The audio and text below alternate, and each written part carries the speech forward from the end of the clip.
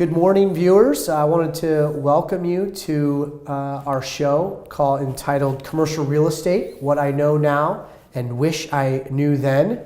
My name is Bill Himmelstein. I'm the host of this show.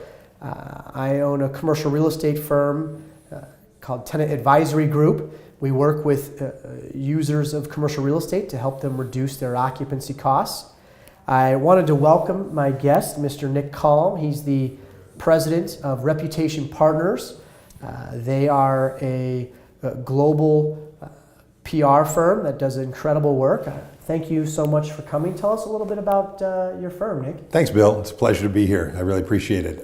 So my firm essentially works with medium and large size companies and universities and not-for-profits in really three areas. One is protecting their reputation, another one is rebuilding their reputation, and another one is strengthening their reputation. So it's all about that, working with these organizations and their leaders, particularly if they have a challenge or a crisis that they're working through, helping them through that, or even in ordinary times, making sure that they get recognition for what they deserve.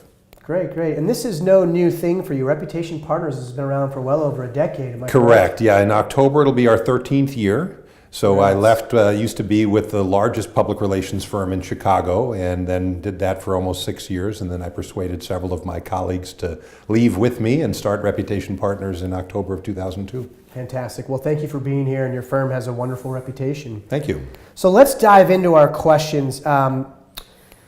So how long did the process take from start to finish for Relocation Partners in your most recent relocation? I would say altogether, start to finish, it was probably a little bit more than a year, but less than 18 months. We were coming up on the end of our lease. We knew we wanted to actually move out of the building that we were in. We wanted to move into some nicer space. We were in sort of I'd say a B- sort of a building, and we were really aspiring to be more into either a B+ or an A- space.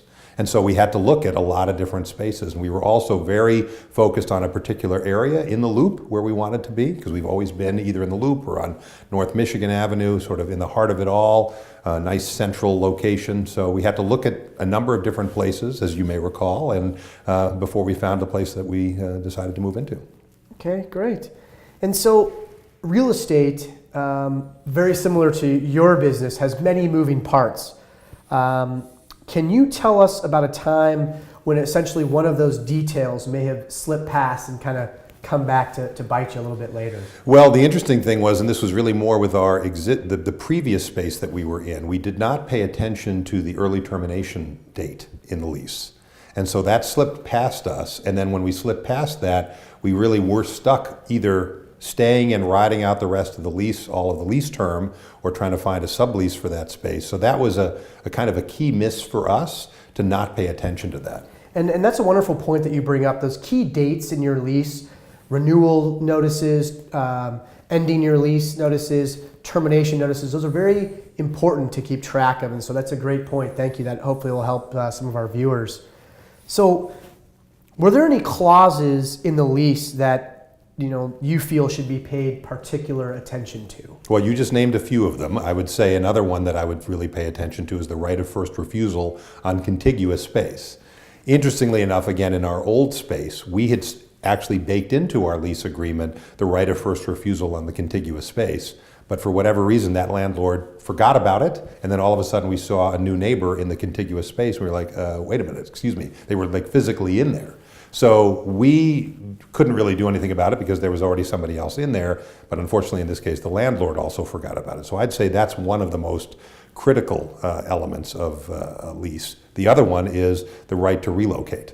So, landlords, as you well know, like to preserve the right to be able to move a tenant from one space to another.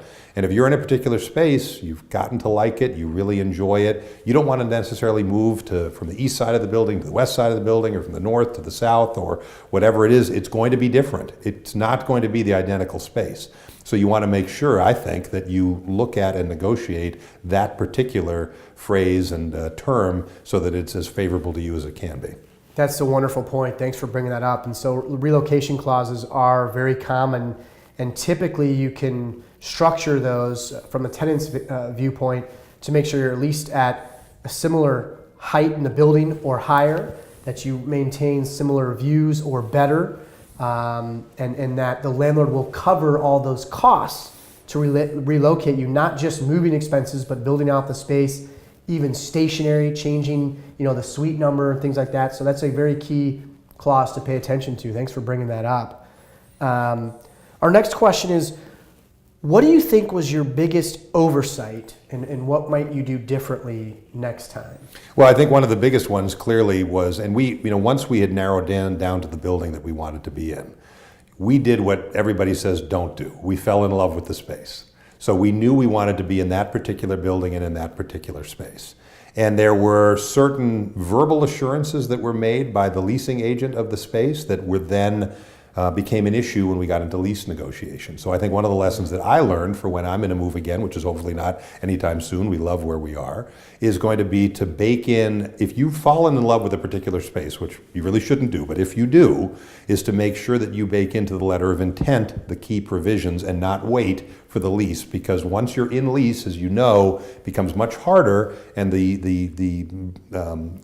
influence shifts a bit from the tenant or the prospective tenant to the landlord. Yes, that's very well said. Thank you. So my last question here is, what's the best advice you think you could pass along to somebody maybe going through this for the first time, or someone who doesn't necessarily know as much about this process? So in other words, what do you know now that you wish you knew then? Start early. Be very clear about what you think you need. Now, deciding on the space that you're going to need, and you know this because of your business, but it's so hard to know exactly how much space you're going to need in 3 years, in 4 years, in 7 years, in 8 years. But my advice would be to take a little bit more than you think you need, or maybe even quite a bit more than you think you need. But think about how the space that you're looking for and the building are all going to impact your culture. I'll tell you, us moving, our firm, a public relations firm, a lot of young people looking for energy, all of that sort of thing, moving from sort of this drab, old building to a sleek new space that did a turnkey build out for us. The wow factor when we first showed our team the new space, even before it was finished, and the culture change that just having that new space has created for us is very powerful. So think about those things. Think about how you're going to use the space in terms of collaborative environment. Are you going to have people who might be job sharing? Are you going to have people who need to have enclosed offices because they need to have private calls? Or do you want to have a more energetic kind of all in, all open kind of a space? Get a little bit more space than you need.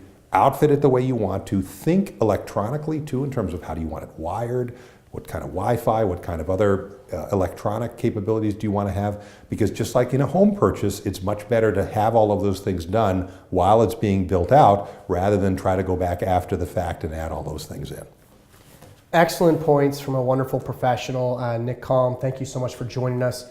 If any of our viewers would like to get in touch with Reputation Partners, how can they best do that? Sure. Well, there's a few different ways. Obviously, you can find us on the web, reputationpartners.com. We're also on Twitter, RPPR Tweets, and you can also like our Facebook page. Excellent. Thank you very much. Thanks, Bill. Pleasure.